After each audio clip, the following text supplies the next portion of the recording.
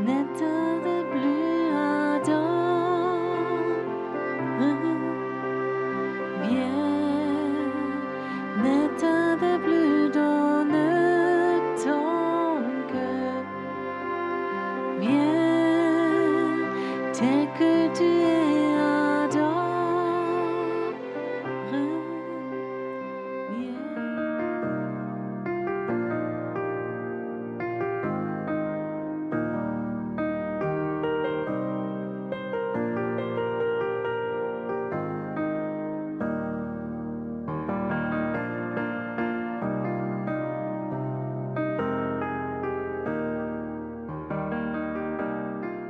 So, seid alle herzlich willkommen. Soyez tous les bienvenus. Aussi de Suisse, vous êtes là?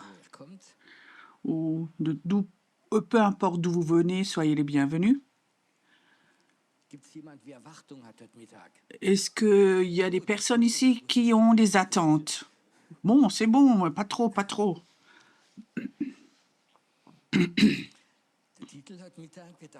Le titre cet après-midi, donc j'ai provoqué faux prophète. Je sais, c'est assez provocatif comme titre, mais je vais commencer. Qu'est-ce que c'est un faux prophète? Je sais beaucoup de chrétiens, quand quelqu'un a prophétisé et il a dit quelque chose qui est faux, alors c'est un faux prophète. Et je dis non, ça c'est pas un faux prophète. C'est un prophète qui a fait une faute. C'est une différence.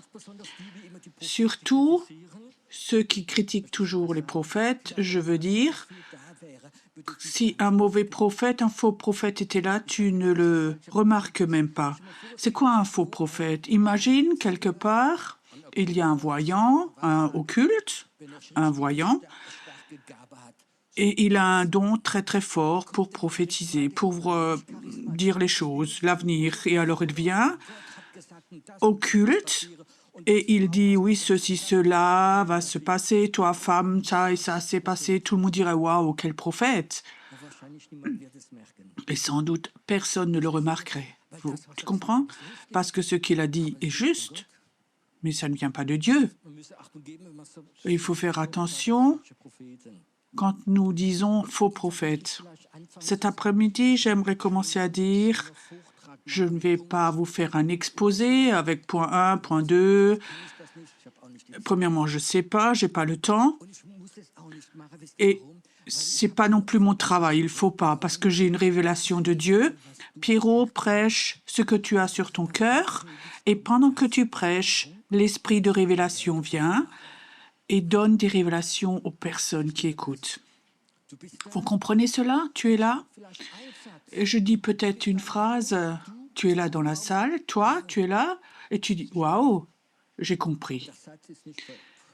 La phrase n'est pas pour quelqu'un d'autre, pas pour ton voisin, mais pour toi. Je vais vous donner un exemple. Il y a des révélations humaines et du Saint-Esprit. On va commencer avec une révélation humaine. N'essayez pas de rire ou de trouver de qui je parle maintenant. C'est un homme, il est là cet après-midi dans la salle, c'est pas ma faute qu'il est là. Et il y a un certain temps, il est venu me voir, et cet homme, ce frère, il est un peu corpulent. Oui, les hommes, on n'est pas corpulent, on est fort. On n'est pas gros, hein, on est fort, les hommes. Et beaucoup lui ont déjà dit oui, il faudrait maigrir et ceci, cela, mais il n'a pas encore eu la révélation.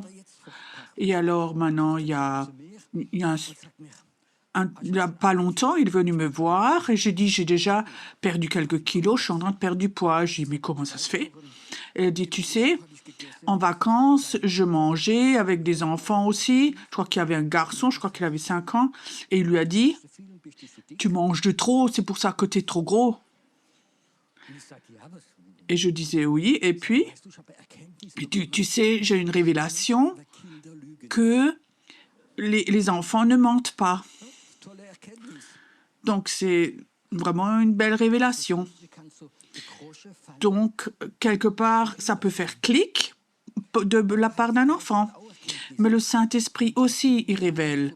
Et il y a déjà, pendant des années, J'essaie avec l'esprit de révélation de travailler avec lui parce que si lui ne le fait pas, j'ai pas la capacité de vous donner des révélations.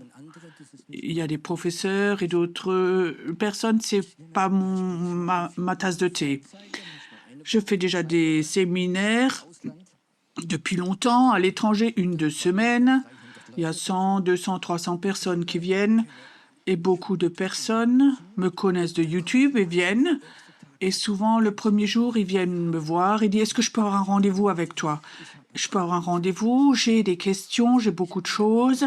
Alors, je dis toujours aux personnes « Écoute, après 4-5 jours, si tu as toujours encore des questions, tu peux venir me voir. » Et je peux te dire, le dernier jour, il y a même plus 5 personnes qui viennent. 95 des personnes ne viennent plus.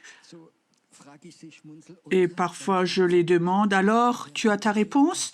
Et il dit, oui, pendant que tu as prêché, ou pendant la louange, ou ceci, cela, j'ai eu la réponse de Dieu directe. Vous aimez cela? Ne soyez pas dépendants de personnes prophétiques. Mais cet esprit de révélation, c'est un esprit merveilleux et il voudrait, quand le Saint-Esprit est là et quand l'esprit de révélation est là, même si tu ne retiens rien de la prédication, tu peux avoir une révélation et comme ça, et ça fait clic chez toi. Et je crois que c'est ce qui est l'essentiel.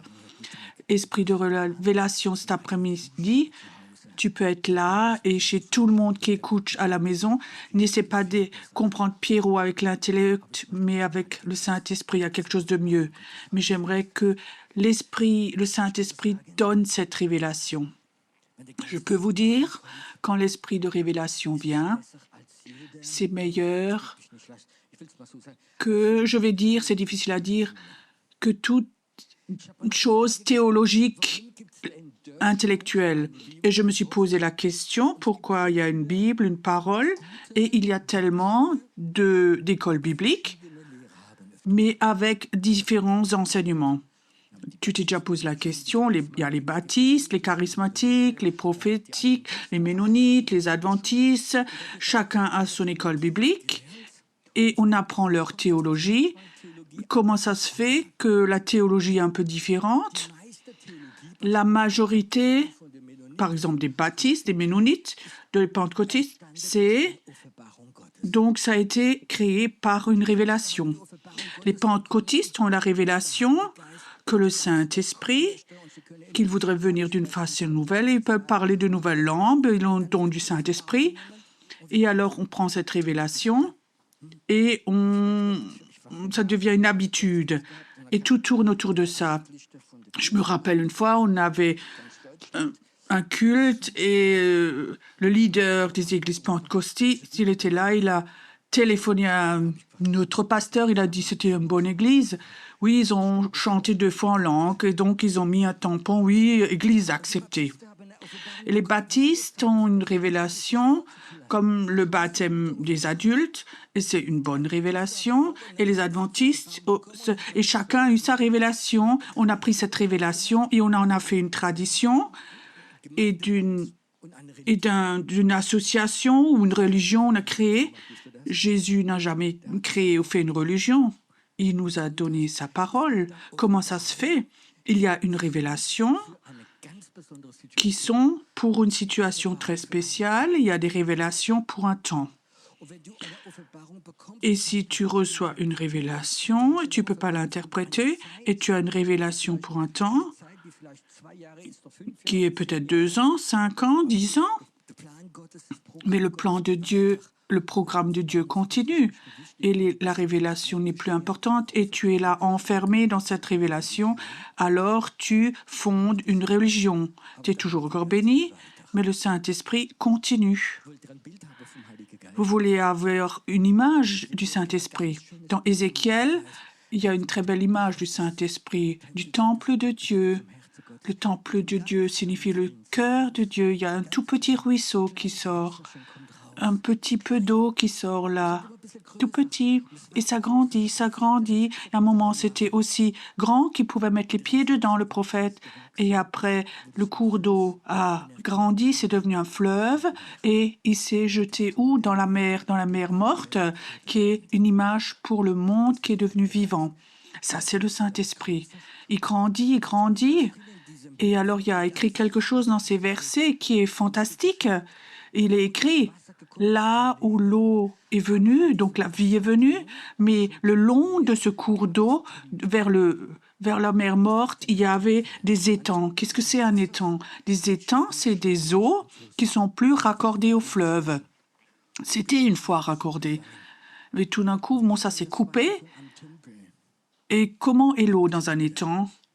Donc, ça stagne, l'eau stagne, et ça, c'est une image pour la religion, la révélation. Un jour, ils étaient dans le Saint-Esprit, et tout d'un coup, ils ont une révélation, et ils ont pris ça comme tradition, et on a cette révélation, et on en a fait un étang, et il écrit, la vie de Dieu n'était plus dans les étangs.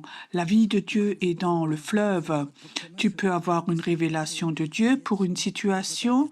Maintenant, pour la semaine prochaine, tu seras reconnaissant. Et tu peux avoir une révélation pour ceci, cela, de la parole de Dieu. C'est bon, tu es leader de maison. Tu prends cette révélation et tu prêches dans ton groupe. Les gens sont touchés. Et alors, vous dites aux gens, transmettez, peut-être c'est bon, peut-être pour un temps. Et après, Dieu veut te donner une nouvelle révélation. Et maintenant, cette question, est-ce que tu voudrais être protégé de ce fait de tomber dans un étang? Il n'y a qu'une seule possibilité, reste dans le fleuve du Saint-Esprit. Aujourd'hui, tu ne peux plus évangéliser comme tu as évangélisé il y a 60 ans. Parfois, il faut que je rigole. Des gens qui sont restés sur place, qui se sont arrêtés. J'ai déjà remarqué ça quand je me suis convertie à 30 ans. Les gens m'ont accosté dans la rue, ils avaient des prospectus comme ça, Jésus revient bientôt. Il y avait une image d'une montre, 2 minutes avant minuit. Mais ça fait 300 ans que cette montre est restée sur place, ça a stoppé. Il y a 300 ans, ils avaient les mêmes prospectus. Et moi, en tant que nouveau chrétien, mon beau-père, mon beau-père avait déjà ses prospectus et la montre s'est arrêtée aussi. Je veux dire, souvent, nous sommes restés accrochés, arrêtés. Mais nous devons aller avec le Saint-Esprit, pas avec l'esprit du monde, mais avec le Saint-Esprit. Et le Saint-Esprit veut nous donner révélation, de révélation en révélation. Je suis tellement heureux que Dieu ne m'a pas appelé comme enseignant normal. Pour moi, ce serait ennuyeux si je devais toujours, comme à l'école, un enseignement, toujours enseigner les mêmes choses, que chaque année, tu as le même programme pour tes enfants. Non, on trouve. Donc, je parlais à mon prof, je dis, c'est cool, moi, je ne peux pas faire ça. Quand quelque chose est ennuyeux, c'est la chose la plus terrible qui existe. Une question, je vais poser une question, ne levez pas la main. Est-ce qu'il y a des femmes qui disent, je souhaite que mon mari ne soit plus si ennuyeux? Je sais qu'il n'y a personne qui est là, peut-être que sur YouTube, il y a quelqu'un qui lève la main. Le pire, l'ennui. Le pire, c'est quelque chose qui se répète toujours. J'ai déjà raconté, mon papa a été fonctionnaire, mon frère, mon grand-père, et à 16 ans, moi aussi, je suis devenue fonctionnaire. Et ma mère était fière de moi. Encore un qui est fonctionnaire, j'étais fonctionnaire à la Poste, et après un court temps, donc j'ai pas démissionné, ils m'ont jeté dehors. Parce que quelque part, j'avais eu cette vision dans les 40 prochaines années, tamponner les lettres. Quand tu rentres comme ça, comme sécurité, mais tu es comme ça dans une répétition. Et il y a des gens, ça leur donne une sécurité. Il y a des gens, s'ils étaient fonctionnaires les 40 prochaines années, donc ils sont... J'espère qu'il n'y a pas trop de fonctionnaires ici cet après-midi. Tu sais, quand deux fonctionnaires se rencontrent, se croisent à 11 h le matin, ils se saluent. Vous savez ce que ça signifie quand on lève la main? On n'a pas encore cassé un doigt.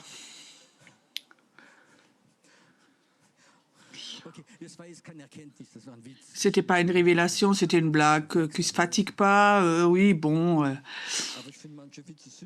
mais je trouve certaines blagues marrantes. Il y avait une fois un fonctionnaire, donc ça, moi, je suis désolée.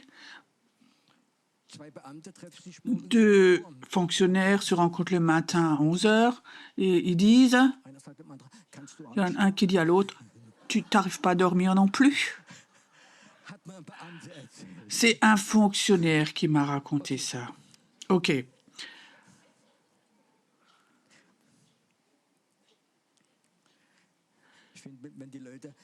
Quand les gens rient, ils peuvent beaucoup mieux recevoir les révélations. C'est quelque chose de naturel. Mais je crois que nous vivons dans un temps, je vais vous dire ce que Dieu m'a mis sur le cœur. Il me dit, Pierrot, le prophétique qui en ce moment est là, ce n'est qu'un début. Il y a une vague prophétique qui va arriver, qu'on n'a jamais vue. Elle va venir, et ce que vous voyez, ce sont les débuts. Je ne connais aucun prophète et je suis dans ce travail, dans ce ministère depuis plusieurs années. On a eu beaucoup d'écoles prophétiques. Je n'ai jamais rencontré de prophète qui m'a dit « Pierrot, je n'ai jamais fait d'erreur ». Il y a des gens, ils croient, chaque prophète que j'ai rencontré a fait des fautes, s'est trompé. Quand tu fais un travail pour Dieu, tu fais des erreurs. Mais ça ne signifie pas que tu es un faux prophète. Et je crois que c'est quelque chose qui est très important. J'aimerais enlever ces mensonges, que si tu t'es trompé, que tu n'as plus le droit de dire quoi que ce soit alors. Une femme, je raconte simplement ce qui vient au culte. Je crois que c'était même à Majorque. J'avais dit, j'ai une parole pour toi. Elle était en deuxième, troisième rangée, je ne la connaissais pas. Et je veux te dire, je le dis devant tout le monde, je te donne, Dieu aime que tu parles trop. Alors cette femme se lève et elle crie un cri de victoire, de joie. Et après le culte, je l'ai appelée, je lui ai dit, mais qu'est-ce qui s'est passé? Elle m'a dit, tu sais quoi, j'ai eu un don prophétique de Dieu et je suis dans une église où ils ne l'acceptent pas, surtout pas de la part de femmes. Il y a 3 semaines, les anciens m'ont appelé et ils m'ont interdit de prophétiser. Toi, avec ta grande bouche, tu parles trop. Ça, c'était la réponse de Dieu. Vous comprenez? Libérer les gens qui ont de nouveau le courage de prophétiser, même s'ils ont fait des erreurs ou quelque chose les a stoppés dans leur vie. Il n'y a aucun prophète qui n'a fait de faute. Mais l'essentiel, quand on fait des fautes, on essaye de dire, quand j'ai fait quelque chose de faux, Seigneur, désolé, même si tu l'as dit, d'aller vers des personnes, peut-être que je me suis trompé, désolé.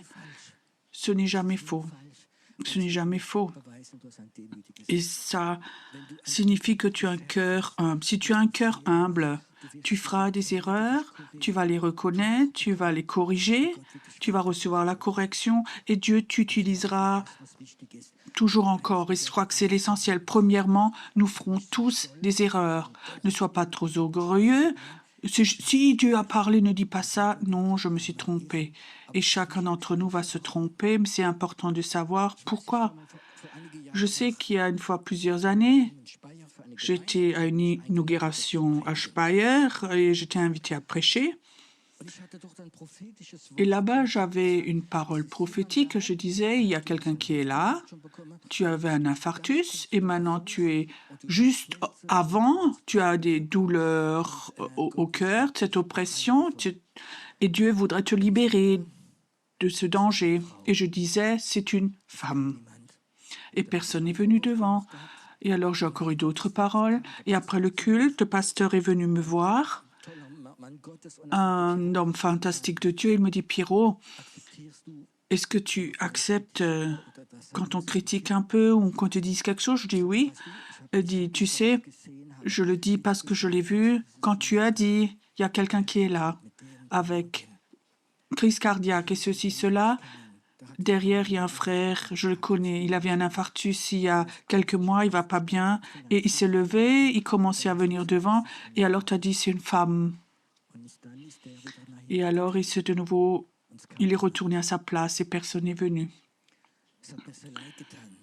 J'étais vraiment peinée. Il y a quelque chose qui s'est passé que je ne voulais pas. Et je demandais le soir, je suis rentrée chez moi, j'ai dit Dieu, pourquoi? Pourquoi ces choses se passent? Il dit Pierrot, ce que je t'ai dit avec l'infarctus, c'était juste. Mais toi, tu voulais savoir si c'était un homme, une femme. Et peut-être aussi pour impressionner. C'est pour ça que tu t'es trompé. Ça signifie, tu peux avoir une parole prophétique et parfois il y a une tendance, on veut rajouter quelque chose, vous comprenez? Et alors tout peut devenir faux. C'était pas faux. Ce qui était juste était là, mais on a rajouté quelque chose qui a tout cassé. Quand tu as une onction prophétique, n'essaie pas de savoir plus que ce que Dieu veut te montrer. Et ça, c'est très important aussi dans la cure d'âme. Quand Dieu te montre quelque chose, et je remarquais que le Saint-Esprit, pour moi, parfois, il est un gentleman. Il veut pas dénuder quelqu'un. Et peut-être qu'il te montre juste certaines choses que tu dis, mais la personne comprend. Et tu n'as pas besoin de dire, Seigneur, j'ai pas compris, j'aimerais que ce soit plus clair, je veux savoir pourquoi, qu'est-ce qui se passe. Tu veux savoir, tu vas attirer de mauvaises choses, des révélations qui ne sont pas de Dieu.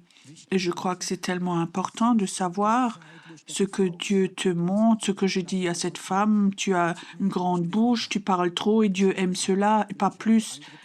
Peut-être que les autres autour, ils disaient, le pasteur, il faut de dire une chose comme ça, mais j'ai que dit ce que j'avais entendu. Par après, j'ai appris, oui, mais je crois que c'est important, n'essaie pas de savoir quelque chose que Dieu veut pas te montrer et surtout n'essaie pas d'attirer ou peut-être pour avoir de la reconnaissance des personnes, parce que derrière tout ça, il y a quelqu'un qui s'appelle l'orgueil. Et si c'est comme ça, parfois, Dieu va, quand l'orgueil commence à venir, on ne remarque pas parce que l'orgueil rend aveugle. Cet orgueil vient, on veut toujours plus et plus de dons, et Dieu voit ça, et parfois il t'emmène dans des situations où lui t'humilie de nouveau, ou te rend humble. Et je peux te dire, c'est dangereux. Peut-être que vous avez appris, il y a plusieurs années, il y a 2 ou 3 grands mouvements. Il y en avait un qui était en 1999. Certains se rappellent peut-être ou certains pas. Donc, il y avait l'année 2000 qui arrivait. Beaucoup de prophètes avaient prophétisé que tous les ordinateurs vont avoir un crash, vont avoir une panne informatique. On ne pourra plus chercher d'argent à la banque, on ne pourra plus voyager, on ne pourra rien acheter. Remplissez vos caves avec de l'eau, de la nourriture et plein de choses. Et beaucoup de chrétiens avaient fait cela. Je me rappelle encore que quelqu'un était venu d'une église et voudrait distribuer une liste de tout ce qu'il faut avoir. Et avec amour, je l'ai jeté dehors. Je savais que ce ne venait pas de Dieu, ces choses. Et rien n'arrivera. C'est un mensonge. Et tout de même, je connais beaucoup de chrétiens qui étaient même ici, qui ont quand même rempli leur cave et ont enlevé leur compte, ont cherché l'argent liquide de la banque par peur. Comment ça se fait que beaucoup de prophètes, pas un, mais beaucoup de prophètes dans le monde entier avaient prophétisé cela? Plusieurs années après, Trump, donc le président, au premier tour, donc 4 ans, il avait perdu et beaucoup de gens ont dit non, il va gagner. Beaucoup de prophètes ont dit non, il va tout de suite être réélu. Et tu sais, c'était faux, bien que beaucoup de prophètes, des grands prophètes, se sont trompés. Pourquoi? Alors Dieu m'a montré quelque chose. Il y a plusieurs années, j'étais invitée à Grenoble, c'était en France, il y avait une conférence pour les apôtres et les prophètes. Je me rappelais même plus, j'avais une invitation. Je suis allée là-bas. Il y avait 600, 800 personnes. Il n'y avait que 2 personnes d'Allemagne. C'était de Bad Gandersheim, le Mike Chanch et moi. Donc on était 2 d'Allemagne. J'ai appris à le connaître là-bas. Et ce leader qui avait organisé cela, c'était un apôtre, un homme de Dieu formidable. Il avait fondé plus de 60 églises en Afrique, un homme de Dieu très fort. Il est devenu malade, bien qu'il n'était pas vieux, il n'avait même pas 60 ans, il était malade. Il n'allait pas très bien. Il prêchait, il servait. Et cet homme était beaucoup aimé en France. Et alors, quand je suis arrivée à Grenoble, en France, il y a à cette époque, 5 ou 6 prophètes qui étaient reconnus en tant que prophètes à cette époque. Pas chacun qui a prophétisé une fois est prophète. Et il était très connu. Et 3 de ceux-là venaient me voir. Il dit, Pierrot, t'as entendu d'Allemagne, sois bienvenu au milieu de nous. C'était un bon sentiment que tu connais personne et les gens viennent t'accueillir.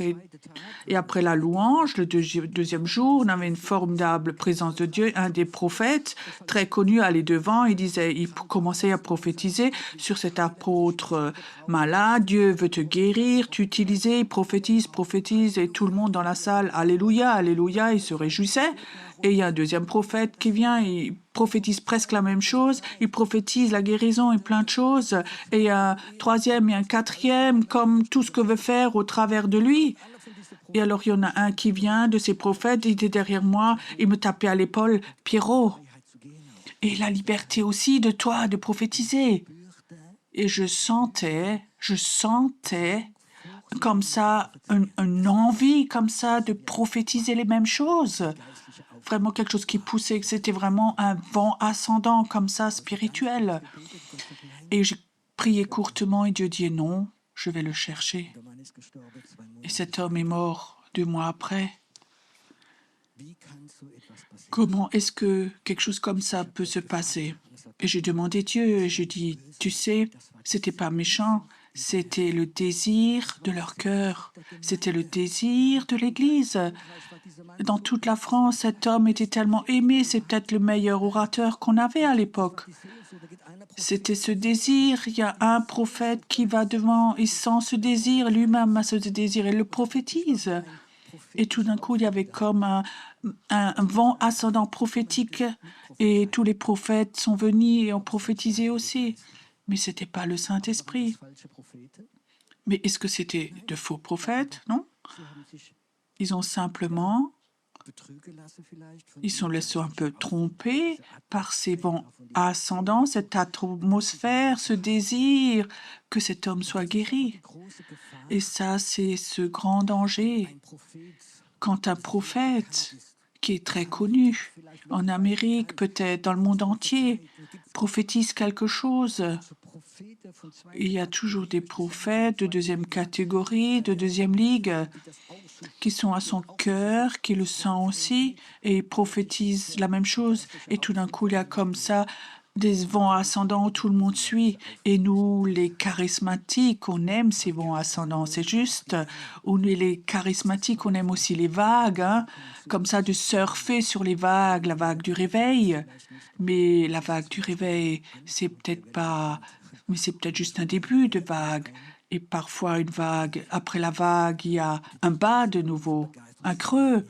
Et dans ce creux, on voit rien. Quand tu es en haut sur la vague, tu es là en haut et tu penses qu'il y a la prochaine vague, mais il y a un creux, tu retournes en bas.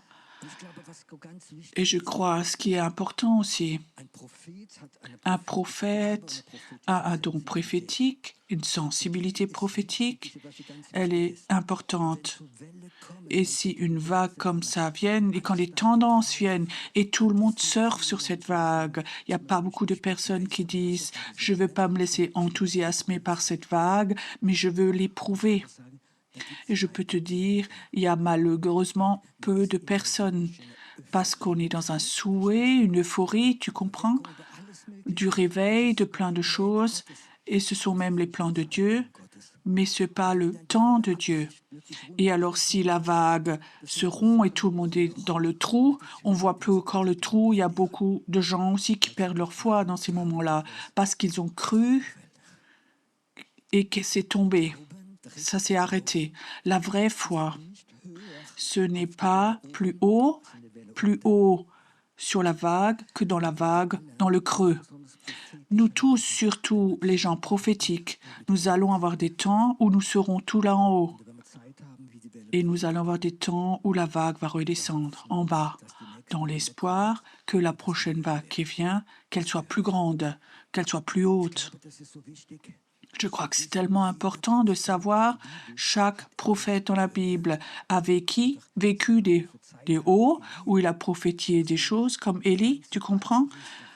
Tous ces Baals prêtres avaient perdu. 2 jours après, il était dans le désert, il voulait mourir. Tu comprends? Une vague en haut et la vague en bas. Et le don prophétique ne doit pas être dépendant de tes sentiments. Dieu m'a parfois utilisé prophétiquement où je pensais, je veux rien entendre, je veux rester chez moi, regarder la télé, rien faire. Et ça, c'est les moments où Dieu parfois a parlé prophétiquement pour d'autres personnes. Et je peux te dire, c'est terrible pour ta chair. Je vous raconte un exemple, j'ai déjà raconté ici. Il y a plusieurs années, au début, parfois les vagues étaient très profondes en fonction de ma vie ou des situations. Il y avait un jour où je n'avais pas de relation avec Dieu vécue. Je savais que Dieu existe, qu'il m'aime, mais je ne sentais rien du tout. Et je sentais la dépression, le rejet. Je sais que vous ne connaissez pas tout ça. Mais j'étais vraiment au fond du trou ce jour-là. J'étais chez moi à la maison. Mon épouse, je crois qu'elle est partie un jour. J'étais tellement heureux d'être tout seul. Je pensais juste à une chose, canapé, allumer la télé, tout oublier, tout est enlevé. Et j'ai oublié quelque chose, d'éteindre le téléphone. Et alors, le téléphone sonne 2 fois, 3 fois, 4 fois, 5 fois. Et ça va s'arrêter. Non, ça s'est pas arrêté. Alors, j'ai décroché. J'entends une voix que je ne connais pas, d'une vieille dame. Ah, allô, Pierre, Monsieur Pierre, fait. Je veux dire non, je veux raccrocher, mais vous voyez. Je disais oui, qu'est-ce qu'il y a? Alors elle raconte. J'ai mal au cœur, j'ai problème avec les reins, j'ai avec les yeux, c'est terrible. Elle me raconte tout. Et alors, j'ai dit comment je me débarrasse de la dame maintenant. Alors j'ai dit, sœur, je prie maintenant pour toi. Et j'ai prié tout court et j'ai raccroché. Dieu te bénisse. Tac. Et j'ai arraché le câble du téléphone. 15 jours après, cette femme vient me voir et elle me dit que tout ce qu'elle m'avait raconté était guéri, ces 3 choses. Ça n'avait rien à voir avec ma foi. J'étais au fond du trou. Et là, Dieu m'a utilisé. Tu n'es pas prophète parce que tu vas bien. Tu es prophète parce que tu vas mal. Beaucoup de ces prophètes, Ézéchiel, étaient en captivité par le peuple, si vous le connaissez. Ézéchiel est le long du fleuve, en captivité, des milliers de kilomètres de la maison. Et il est là, il pleure, il est brisé. Tout le peuple est en captivité. Le peuple de Dieu est en captivité, tu comprends? Et à ce moment, il a une rencontre avec son Dieu. Quand les prophètes, cette onction prophétique, qu'ils la confondent avec les sentiments, Dieu ne pourra pas l'utiliser en tant que prophète et Dieu va te tester. Dieu va tester chacun qui veut rentrer dans le prophétique. Est-ce que tu as un cœur humble? Est-ce que tu es prêt à t'humilier? Est-ce que tu es prêt quand tout s'effondre dans ta vie, tu es au fond du trou? Quand dans ta vie, tu es en bas de la vague, ta famille est détruite, ton mariage, ton entreprise, tu as fait faillite, tu as des mauvaises nouvelles. Dieu te dit, maintenant j'ai besoin de toi. Est-ce que tu es prêt à prophétiser? Est-ce que tu es prêt à servir quelqu'un? Et ça, c'est le caractère d'un prophète. C'est pas dépendant de sentiments, mais je crois qu'il y a des temps où parfois Dieu veut éprouver nos sentiments et ça fait mal. Et je peux te dire, quand quelqu'un prophétise, seulement quand tu vas bien, je peux te dire, Tu es peut-être un cas de cure d'âme. Saül, le roi Saül était un roi, pas de première catégorie que Dieu avait choisi, et en chemin, il rencontre des prophètes. Dans la Bible, il est écrit, il est tombé sous extase prophétique, et les gens ont dit, est-ce que Saül est devenu un prophète? Non, c'était pas un prophète, il n'est pas devenu un prophète, il était dans une atmosphère prophétique. Il se peut que toi, quand tu es à un culte, on a une super louange, un super moment, la présence de Dieu est là, et tout d'un coup, il y a une onction prophétique qui est là. Beaucoup de gens peuvent le sentir, peuvent le réaliser, peuvent avoir des impressions. Est-ce que Saül l'a aussi eu, mais ça ne veut pas dire que tu es prophète, tu comprends? L'atmosphère est là.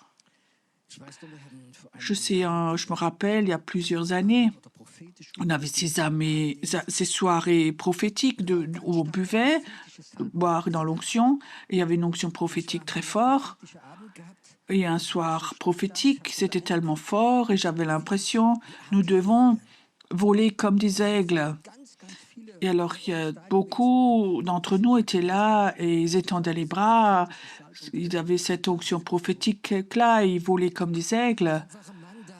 Et alors, il y avait un homme qui était là. Il était la première fois, quelqu'un l'avait invité. C'est un chauffeur de taxi.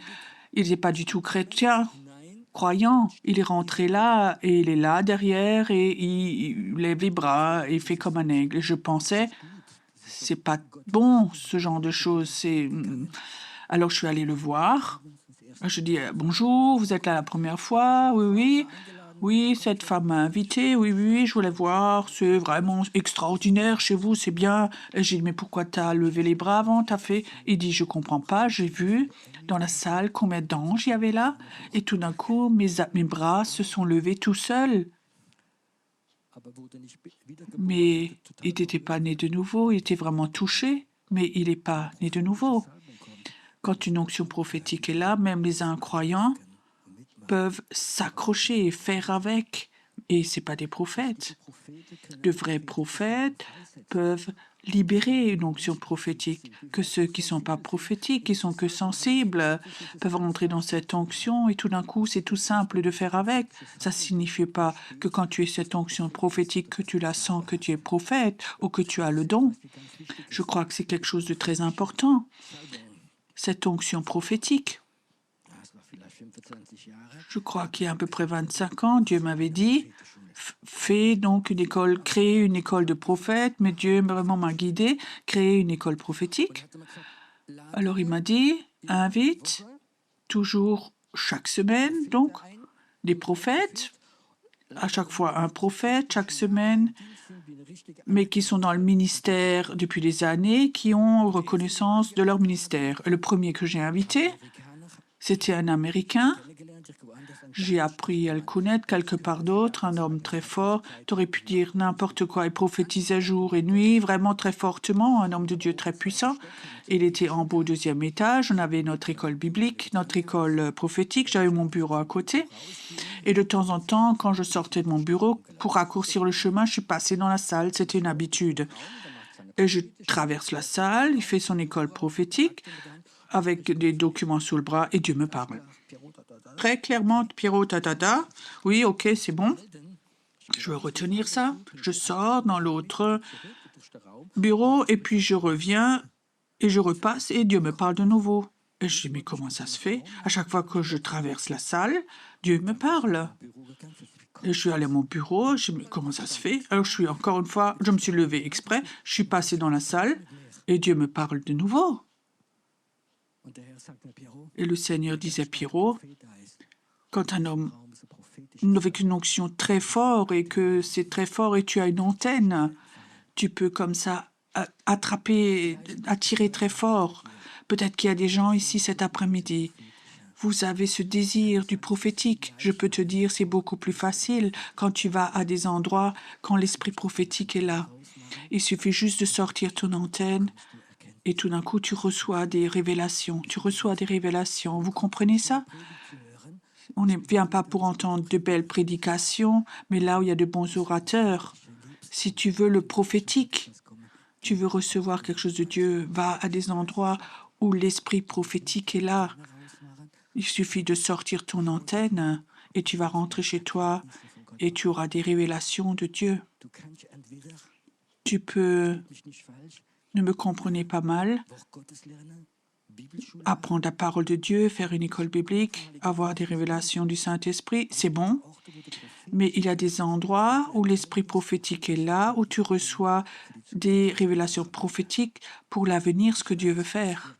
Je sais, Dieu m'a dit, ce qui s'est passé les dernières années, c'est qu'un début, et ça a été freiné, pas par les incroyants, pas par les sorciers, pas par les prêtres occultes, mais par les chrétiens. Et beaucoup de prophètes ou de prophétesses ont été lapidés par d'autres chrétiens. Peut-être qu'il y en a même certains qui sont là. Vous avez été lapidés. Vous comprenez? Ça t'a blessé profondément. Peut-être que ça t'a brisé les ailes de l'aigle. Peut-être que Dieu voudrait aussi guérir ces personnes. Mais les prophètes qui ont été lapidés, presque lapidés à mort, qui n'osent même plus parce qu'ils pensaient « je me suis trompé » et ils ont été déclarés comme prophètes, peut-être même jetés par des églises. Ça ne se passe pas par la sorcellerie, par des choses occultes, mais par un esprit religieux. C'est triste, mais c'est la réalité. À chaque fois que le réveil était venu, les plus grands critiques, ce n'étaient pas les médias, mais les plus grandes critiques étaient venues par les chrétiens qui avaient vécu le réveil à 30, 40 ans et qui ne pouvaient pas imaginer qu'une nouvelle vague vient qui est plus haute que ce qu'ils avaient connu. Ça, c'est être chrétien. Et ça, il faut que nous le sachions. Il faut que tu saches, quand Dieu t'appelle à rentrer dans le prophétique, tu vas voir comme ta vague va aller très profond, tu vas aller dans le trou. Et la question, est-ce que ton amour dans le trou est aussi grand que si tu étais tout en haut sur la vague? Tu sais, quand ton amour pour ton Dieu est tellement grand que si tu étais en haut sur la vague et chaque personne dit « Waouh, tu m'as tellement aimé, ta prophétie était tellement bonne, tellement claire », je peux te dire, fais attention, tu es en danger. Quand tu es en bas, tu es aussi en danger, dans un autre danger. Mais quand tu es en bas, tu vas apprendre cette foi, cette relation avec Dieu est très importante. C'est quelque chose que j'ai sur le cœur qui est très important. Cette relation avec Dieu doit être aussi grande en bas qu'en haut. Je veux te dire, imagine dans notre église, il y aurait un jeune prophète, une jeune prophétesse commence vraiment à être prophétique et prophétiser très clairement et Dieu a dit et faire ces choses-là. Et maintenant, des gens viennent de l'église et se réjouissent et ils pensent bien faire et ils le font beaucoup de compliments. Ces compliments, est-ce que c'est une bénédiction ou l'inverse? Tu sais, le grand danger, quand tu prophétises, quand tu rentres dans le prophétique, et les gens te font des compliments, tu sais quel est le danger?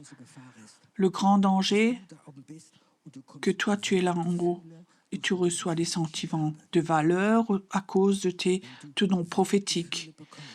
Si tu reçois des sentiments de valeur par ton don prophétique, parce que les yeux t'admirent, tu es en grand danger. Qu'est-ce qu'on fait quand une prophétesse se lève, un prophète vient? L'essentiel, c'est aime la personne, n'aime pas le don. Quand les gens t'aiment à cause de ton don, tu es en danger. Tu es un danger pour les gens. Les autres gens te font des compliments, comme important tu es, comme tu es fantastique, ils veulent en communion. Ils veulent pas être en communion avec toi, ils veulent être en communion avec ton don, pas avec toi. Et c'est un danger un grand danger. Quand les prophètes sont là, ne les suivez pas, donnez des compliments, des cadeaux. Peut-être que vous cassez même quelque chose dans ces personnes. Aimez la personne même si elle se trompe. Et je crois que c'est important d'aimer les personnes pour ce qu'elles sont, pas pour ce qu'elles font. Quand quelqu'un fait une louange fantastique, ne l'aime pas parce qu'elle fait une super louange, mais la personne. C'est important que nous apprenions ces choses. La dernière chose que Dieu m'a dit, cette vague prophétique va venir. Ça ne va pas une vague prophétique seulement pour l'Église. Mais quand cette vague est que dans l'Église, ça va de nouveau devenir un étang religieux.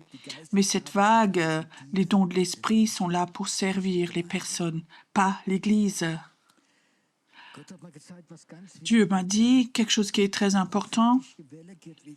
La vague prophétique va aller dans le monde des affaires, dans les entreprises. Dieu m'a dit, il y avait des hommes d'affaires qui vont être des prophètes et ils vont faire leurs affaires avec le prophétique. Dieu dit achète ou achète pas, investis ou investis pas, fais ceci, cela, embauche cette personne ou pas. Ils vont savoir très clairement de Dieu et ils vont avoir du succès. Et je peux te dire qu'en ce moment, les hommes d'affaires n'ont pas plus de succès, les chrétiens, que les pas chrétiens. Et les autres, souvent, sont en contact avec des sources occultes. Ici, à l'église, on avait un homme, il avait une entreprise avec 40-50 personnes. C'était pas le chef, mais le directeur. Mais une femme, la propriétaire, elle a dit, je vous envoie quelqu'un pour vous conseiller. Oui, il a envoyé quelqu'un. Et cette personne, c'était une personne très occulte. C'était donc une conseillère. Et elle a demandé que tout le personnel soit béni ou soit touché par cette personne. Et 2 personnes ne le voulaient pas parce qu'ils ont remarqué que cette personne avait une aura comme ça,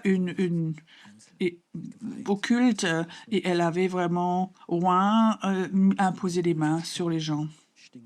J'étais choquée et fâchée sur le moment.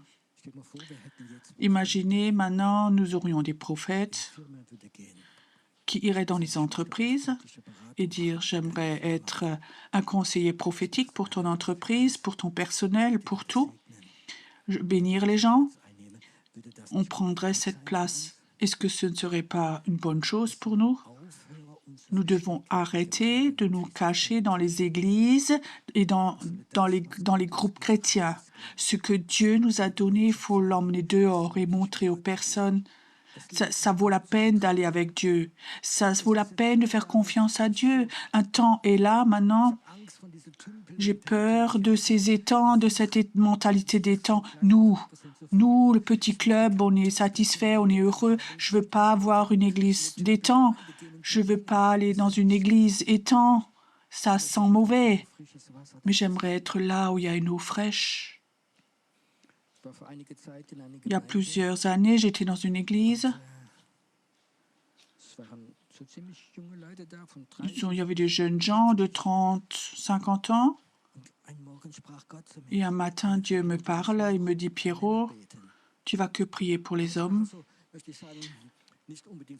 C'était pas forcément des hommes qui avaient l'air très pieux comme ça, mais l'esprit a coulé.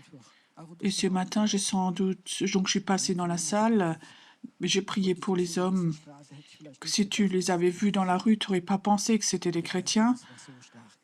Mais l'Esprit de Dieu était tellement fort et je voyais des hommes où j'aurais jamais soupçonné que comme les enfants, ils ont pleuré là, ils se sont effondrés, ils ont encore pleuré là. Et Dieu m'a encore montré quelqu'un.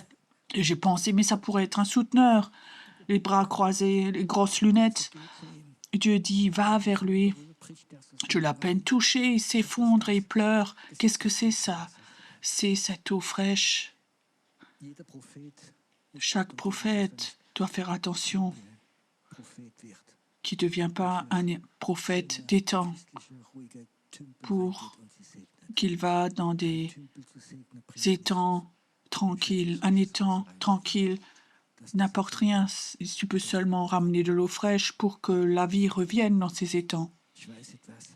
Je sais quelque chose. Cette onction prophétique va venir. Et la Bible, ce que Paul a dit, je veux que vous prophétisiez tous. C'est juste ça. Je veux que vous prophétisiez tous. Et ça doit aussi être dans ton travail. Peut-être pas tes chefs. Peut-être un simple travail dans une entreprise. Et le chef vient, ce que vous avez fait, c'est fantastique. D'où vous avez eu cette idée. Tu comprends? Et Dieu va voir, la main de Dieu est sur toi. Et ça va être dans tous les domaines. Je ne veux pas continuer parce que je sens Dieu. L'esprit prophétique est là. Je sens que c'est le moment où les révélations viennent maintenant, où les gens maintenant reçoivent les révélations. Vous savez quelle est la plus belle révélation? Quand tu sens que Dieu te dit « Je te parle à toi ». C'est pas pour ton voisin, c'est pas pour ton oncle. Une révélation, c'est Dieu te parle à toi. À toi.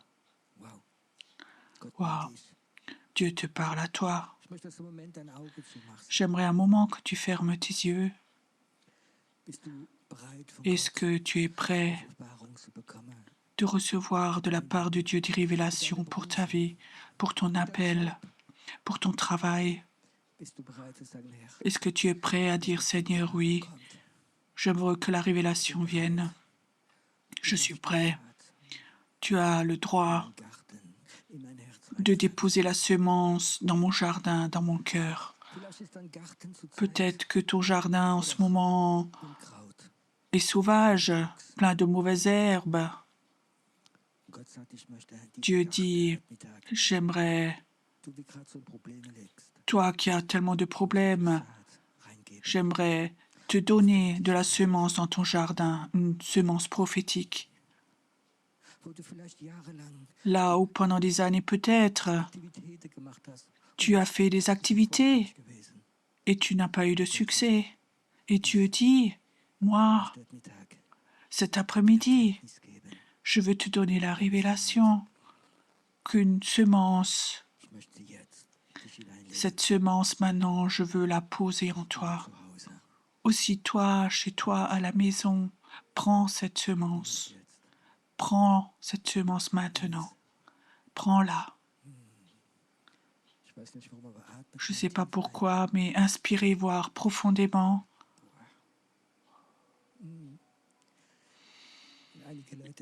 Certains sont là. Tu peux sentir comme des parfums maintenant, comme des fleurs, parfums de fleurs.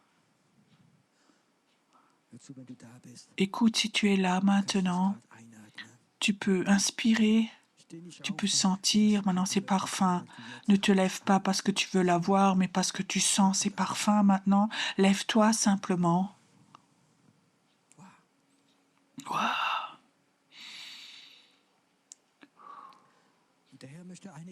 Et le Seigneur voudrait dire à certains d'entre vous,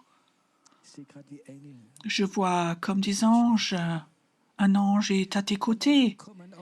Quand les anges viennent, ils viennent à des endroits. Quand les anges viennent chez toi, tu vas pouvoir sentir ces parfums. Peut-être que tu es dans ta petite pièce de prière et tout d'un coup, tu peux sentir ces parfums. Alors tu sais qu'un ange est venu du ciel et au ciel, ça sent meilleur que sur la terre. Et il est là. Je vois comme Dieu disait, je veux te donner une onction prophétique nouvelle, toi qui peux sentir ces parfums maintenant. Et parfois, tu prophétiseras ou tu imposeras tes mains à quelqu'un et ces parfums seront déversés parce que ces anges seront là, dans ta pièce où tu te tiens. L'ennemi t'a dit, tes jours sont comptés. Dieu dit cela à quelqu'un. Tes jours sont comptés. Et Dieu dit, donc ces paroles, je veux arracher ça comme des épines et poser une nouvelle semence en toi. Tes jours ne sont pas comptés. Tes jours ne sont pas comptés. Parce que dans cette semence, comme dans le psaume 1, il y a un arbre de justice qui va pousser, où tu vas porter beaucoup de fruits au bon moment. L'ennemi a posé une semence de mort en toi, et maintenant, reçois. Dieu a encore beaucoup de bonnes années où il veut t'utiliser. Ce n'est pas la fin pour toi. Ça commence seulement. C'est le début. Toi qui dans cette vague, tu es peut-être en bas, dans le trou. Et dis, attends, la vague prochaine va être beaucoup plus haute que la dernière. Elle va venir, cette vague. Il y a quelqu'un qui est là, qui est assis tout derrière. Tu as des douleurs dans le dos depuis des jours, tu ne sais pas pourquoi. Et Dieu voudrait juste dire que celui qui t'a maudit sera maudit lui-même, et je brise cette malédiction au nom de Jésus. Et tes douleurs de dos, tes douleurs dans tout ton dos vont te quitter au nom de Jésus. Je le brise au nom de Jésus. Et cette malédiction ne doit plus te toucher. Tu dois de nouveau être mobile, dit le Seigneur. C'est ce que moi je fais. Eh bien, inspire encore profondément. Il y a quelqu'un qui est là. Tu peux sentir comme du feu. Comme si quelque chose brûlait, un feu, tu peux sentir du feu, l'odeur du feu. C'est un feu dévorant. C'est très fort maintenant. Si tu es là et tu sens ce feu maintenant, lève-toi simplement, c'est là. C'est comme si Dieu disait, comme il a dit à Moïse, enlève tes chaussures parce que là où tu te tiens est un lieu saint. Et je vais t'utiliser comme un Moïse. Je vais t'utiliser comme un Moïse. Tu vas aller de nouveaux chemins, des chemins que tu ne connais pas, que tu ne soupçonnes pas. Tu auras de nouveaux chemins devant toi. Tu seras comme un Moïse et tu vas diriger mon peuple dans la liberté. Et l'esprit de mort va s'arrêter dans ta vie, à oppresser ta vie, dit le Seigneur. L'esprit de mort, dit le Seigneur, dis stop. Dis stop. Ayons un moment maintenant où dans le prophétique nous adorons notre Dieu encore, où Dieu peut encore te parler. Sois libre pour adorer, pour aimer Dieu.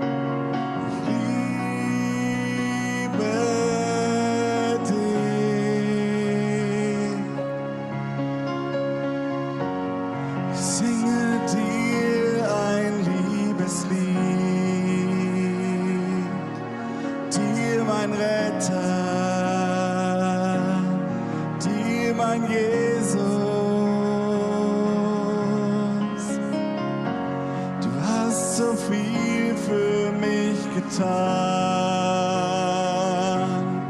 mein Erlöser, kostbarer Jesus. Mein Herz ist froh, denn du nennst mich ganz dein. Es gibt keinen Ort, wo ich lieber wäre, als in deinem liebenden Arm. In deinem liebenden Arm. Als in deinem liebenden Arm. In deinem liebenden Arm. Du hältst mich fest, ganz nah bei dir, in deinem Arm.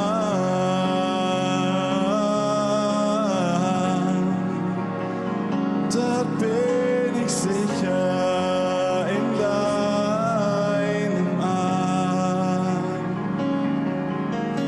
In deinem liebenden Arm. In deinem liebenden Arm. Du hältst mich fest, ganz nah bei dir, in deinem Arm.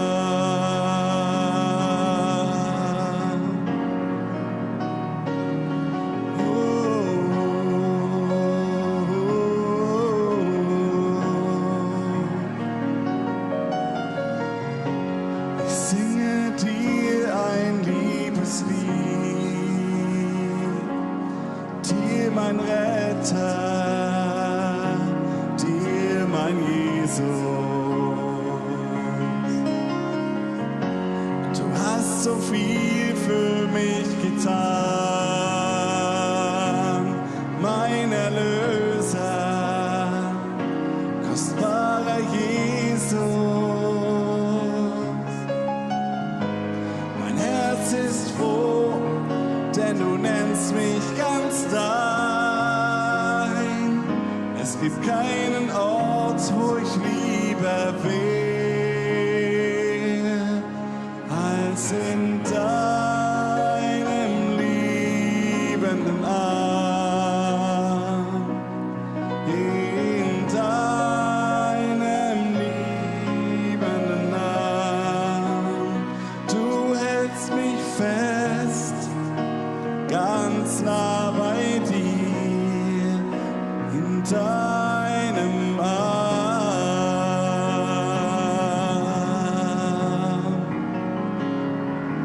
Oh, oh,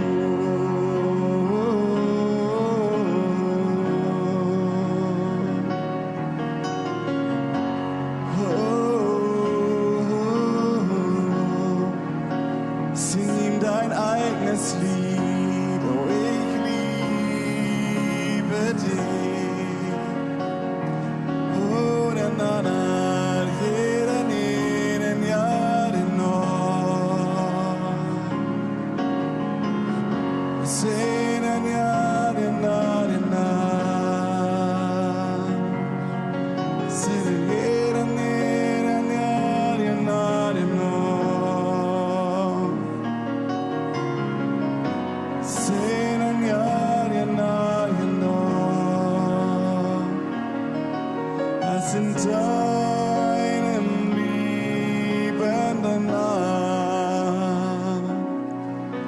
In deinem liebenden Arm. Halte mich fest, ganz nah bei dir. Halte mich fest, ganz nah bei dir. Halte mich fest, ganz nah bei dir, in deinem Arm.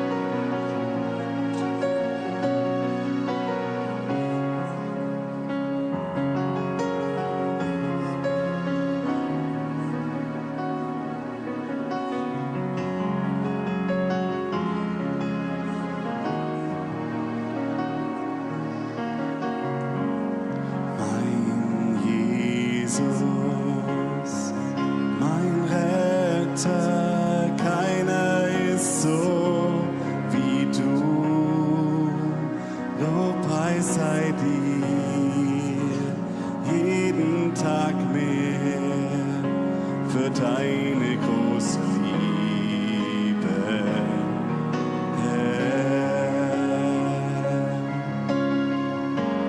Mein Tröster, mein Helfer, du bist mir Zuflucht und Kraft. Alles in mir beugt sich vor dir. Du bist hoch erhoben, Herr. Ruf zu dem Herrn alle Enden der Welt. Ehre und Dank dem, der alles erhält. Himmel und Erde erhebt ihn und singt, wenn sein Name erklingt. Wir preisen dich, du hast Großes getan. Wir kommen vor dich und beten dich an. Sei dir Herr, du bist unvergleichlich gut.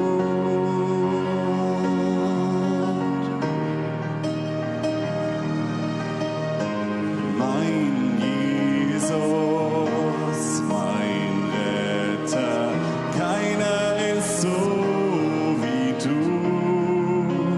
Lobpreis sei dir, jeden Tag mehr für deine große Liebe, Herr.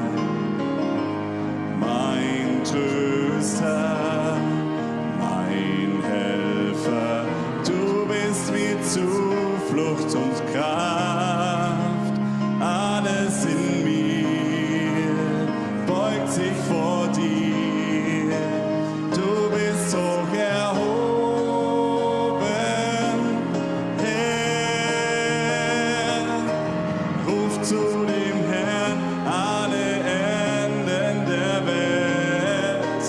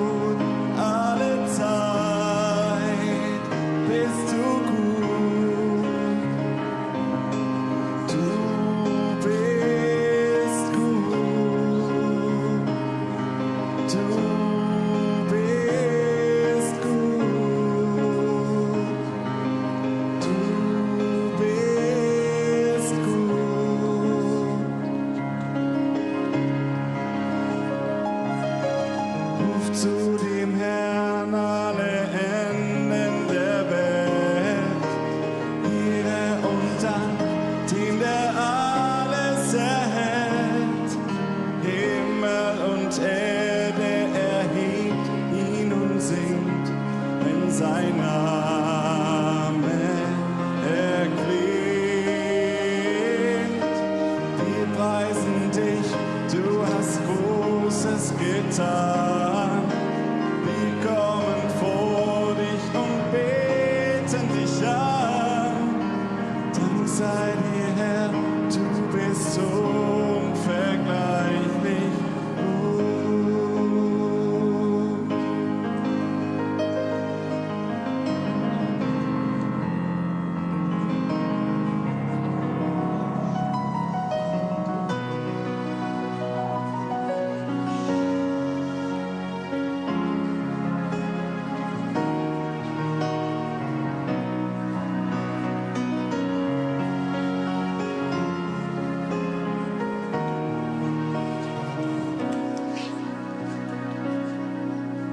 Herr, ich danke dir, mein Freund, der für mich starb. Du hast mich gesucht, als ich verloren war. Als du mich fandst, war ich zerbrochen von Sünde und Schuld. In deinem Blick sah ich die Liebe, die alles vergibt. Die Kraft vom Kreuz hat mich befreit. Die Kraft vom Kreuz hat mich neu gemacht. Es war Jesu errettende Hand, die mich griff, als ich beinahe versank. Die Kraft vom Kreuz hat mich befreit. Die Kraft vom Kreuz hat mich befreit. Kraft vom Kreuz hat mich neu gemacht. Es war Jesu errettende Hand, die mich griff, als ich beinahe versank. Die Kraft vom Kreuz hat mich befreit. Herr, ich danke dir, mein Freund, der für mich starb. Du hast mich gesucht, als ich verloren war. Als du mich fandst, war ich zerbrochen von Sünde und Schuld. In deinem Blick sah ich die Liebe, die alles vergibt. Die Kraft vom Kreuz hat mich befreit. Die Kraft vom Kreuz hat mich neu gemacht. Es war Jesu errettende Hand, die mich griff, als ich beinahe versank. Die Kraft vom Kreuz hat mich befreit. Einst war ich blind, jetzt kann ich sehen. Einst war ich tot, du gabst mir Leben. Ich war verloren, doch deine Gnade hat mich nach Hause geführt. Einst angeklagt, jetzt freigesprochen. Früher dein Feind, jetzt Kind des Höchsten. Ich war verloren, doch deine Gnade hat mich nach Hause geführt. Die Kraft vom Kreuz hat mich befreit. Die Kraft vom Kreuz hat mich neu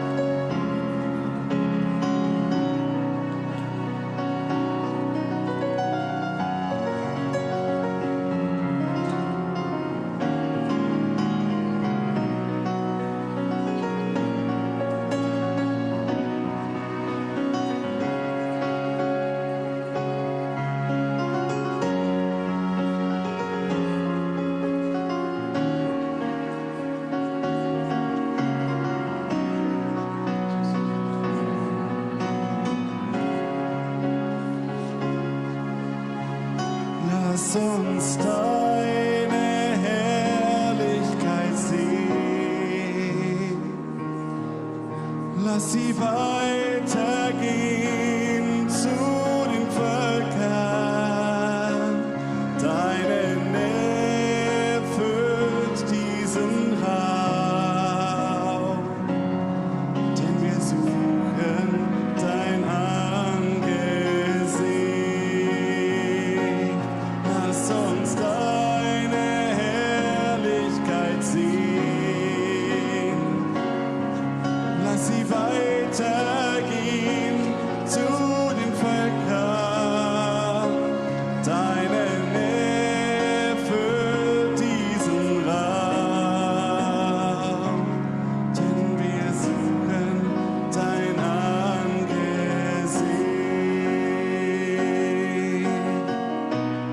Vater, alle Schöpfung zeig deinen göttlichen Plan. Dein Volk, das du dir erwählt hast, lass es aufstehen im Land.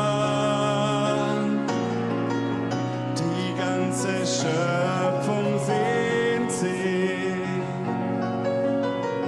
dass du dich zeigst in deiner Macht. Gieß deine Salbung auf uns. Lass dies die Stunde sein. Lass uns deine Herrlichkeit sehen. Lass sie weitergehen zu den Völkern. Deine Nähe füllt diesen Raum, denn wir suchen dein Angesicht. Lass uns deine Herrlichkeit sehen. Lass sie weitergehen zu den Völkern. Deine Nähe füllt diesen Raum, denn wir suchen dein Angesicht. Denn wir suchen dein Angesicht. Wir suchen dein Angesicht.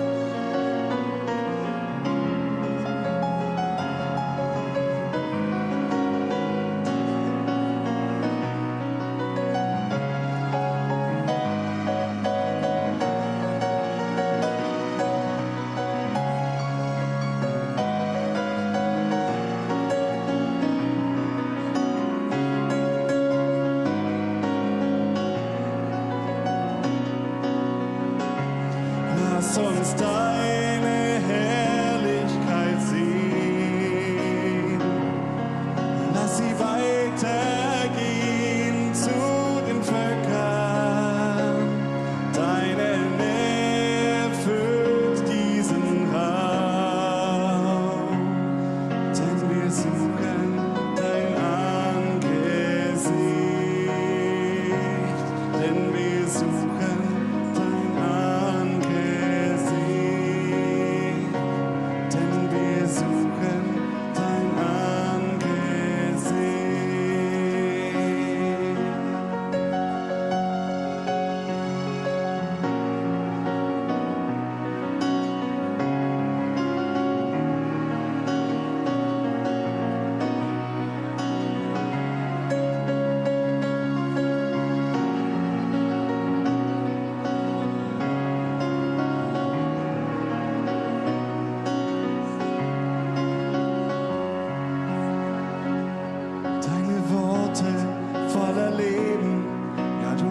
ein Gott, der spricht. Lass uns hören, wenn du redest, denn wir stehen in deinem Licht. Du hast deine Worte voller Leben. Ja, du bist ein Gott, der spricht. Lass uns hören, wenn du redest, denn wir stehen in deinem Licht. Was du befiehlst, das wird geschehen, denn niemand kann dir widerstehen. Lahme können wieder gehen, Tote auferstehen. Nur ein Wort aus deinem Mund, das Leben schenkt und macht gesund. Unmöglich, es wird möglich sein, wir loben dich allein. Ehre, wir singen Ehre. Ehre sei dem Herrn für alle Zeit. Ehre, wir singen Ehre.